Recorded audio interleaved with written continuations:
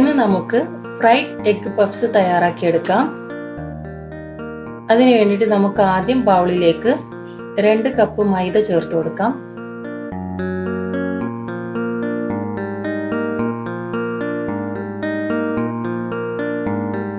ഇതിലേക്ക് നമുക്ക് 1 ടീസ്പൂൺ പഞ്ചസാര ചേർത്ത് കൊടുക്കാം. 2 ടേബിൾ സ്പൂൺ എണ്ണ, ആവശ്യത്തിന് ഉപ്പ്, 1 എഗ്ഗ് ബീറ്റ് ചെയ്തത്,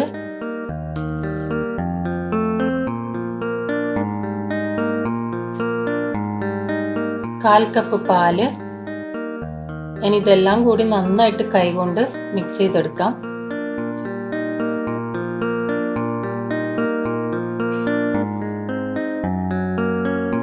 അതിനുശേഷം നമുക്ക് വെള്ളം ആവശ്യമുണ്ടെങ്കിൽ ഒരല്പം വെള്ളം ചേർത്തിട്ട് നന്നായിട്ട് കുഴച്ച് മാവ് തയ്യാറാക്കിയെടുക്കാം. ഇപ്പൊ നന്നായിട്ട് കുഴച്ചെടുത്തിട്ടുണ്ട്. നമുക്കിതൊന്ന് അടച്ചു വെച്ച് അരമണിക്കൂർ റെസ്റ്റ് ചെയ്യാൻ വെക്കാം. ഈ ഒരു ഗ്യാപ്പിൽ നമുക്ക് മസാല തയ്യാറാക്കിയെടുക്കാം. പാനിലേക്ക് നമുക്ക് ആവശ്യത്തിന് എണ്ണ ഒഴിച്ചു കൊടുക്കാം.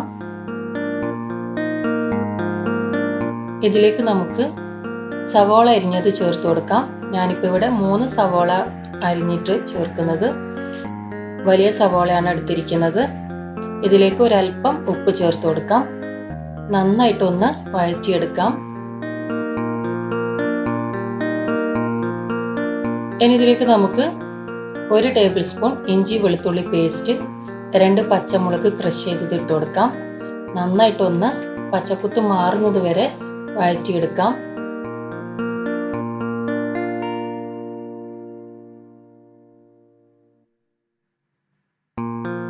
ഇനി ഇതിലേക്ക് നമുക്ക് ഒരല്പം കറിവേപ്പില കൂടിയും ചേർത്ത് കൊടുക്കാം.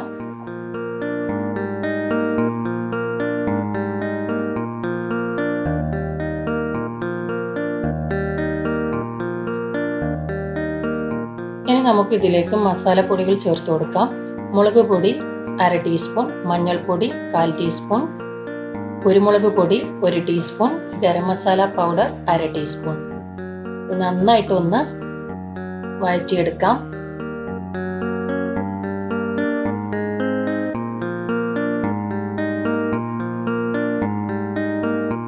ഇനി നമുക്ക് ഇതിലേക്ക് ഒരല്പം മല്ലിയില കൂടിയും ചേർത്ത് നന്നായിട്ടൊന്ന് ഇളക്കി യോജിപ്പിച്ചെടുക്കാം. ഇപ്പം നമ്മുടെ മസാല തയ്യാറായിട്ടുണ്ട്. നേരത്തെ തയ്യാറാക്കിയ മാവിൽ നിന്ന് ഉരുളകളാക്കി മാറ്റിയിട്ടുണ്ട്. ഞാനിപ്പോൾ ഇവിടെ 12 ബോൾസ് ആക്കിയിട്ട് മാറ്റിയിട്ടുണ്ട്. ഏകദേശം 2 കപ്പ് മൈദയിൽ നിന്ന് 12 പഫ്സ് തയ്യാറാക്കിയെടുക്കാം. നമുക്കിതൊരു സൈഡിലേക്ക് മാറ്റാം. ഒരു ക്ലോത്ത് കൊണ്ട് നന്നായിട്ടൊന്ന് കവർ ചെയ്യാം. ഇങ്ങനെ ചെയ്യുന്നത് നമ്മുടെ മാവ് ഡ്രൈ ആകാതിരിക്കാൻ വേണ്ടിയിട്ടാണ്. നമുക്ക് നന്നായിട്ടൊന്ന് പരത്തിയെടുക്കാം. സാധാരണ ചപ്പാത്തി പരത്തുന്ന അതേ രീതിയിൽ തന്നെ പരത്തിയെടുത്താൽ മതി. ഇനി നമുക്ക് ഇതിലേക്ക് 1 സ്പൂൺ നേരത്തെ തയ്യാറാക്കി വെച്ചിരിക്കുന്ന മസാല വെച്ച് കൊടുക്കാം. ഇതിലേക്ക് നമുക്ക് ഇതുപോലെ എഗ്ഗ് വെച്ച് കൊടുക്കാം. ഇനി ഇതുപോലെ മടക്കിയെടുക്കാം. ഇതിന് മുകളിലേക്കായി നമുക്ക് വെള്ളം ഒന്ന് ബ്രഷ് വെച്ചിട്ട് സ്പ്രെഡ് ചെയ്ത് കൊടുക്കാം. ഇതുപോലെ ഇങ്ങനെ മടക്കിയെടുക്കാം. ഇപ്പൊ ഞാനിവിടെ എല്ലാം ചെയ്തെടുത്തിട്ടുണ്ട് ഇതുപോലെ. ഇനി നമുക്ക് ഇതിന്റെ മുകളിൽ എഗ് വൈറ്റ് ബ്രഷ് വെച്ചിട്ട് ഒന്ന് സ്പ്രെഡ് ചെയ്ത് കൊടുക്കാം മുകൾ ഭാഗത്ത്.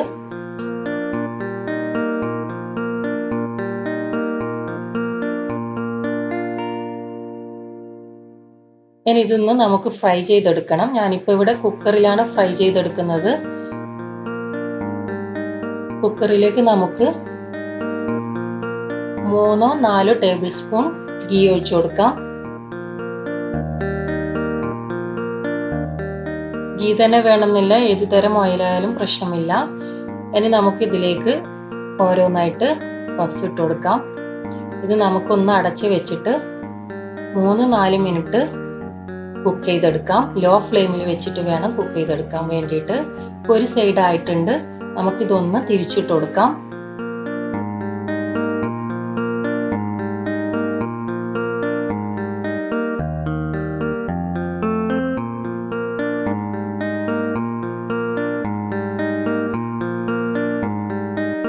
ഇനി നമുക്ക് ഇത് വീണ്ടും അടച്ചു വെച്ച് ഒരു 3 മിനിറ്റ് കുക്ക് ചെയ്തെടുക്കാം. ഇപ്പം നമ്മുടെ പഫ്സ് തയ്യാറായിട്ടുണ്ട്. നമുക്കിത് കുക്കറിൽ നിന്ന് എടുത്ത് മാറ്റാം. നമുക്ക് ചൂടോടെ തന്നെ സെർവിങ് പാത്രത്തിലേക്ക് മാറ്റാം.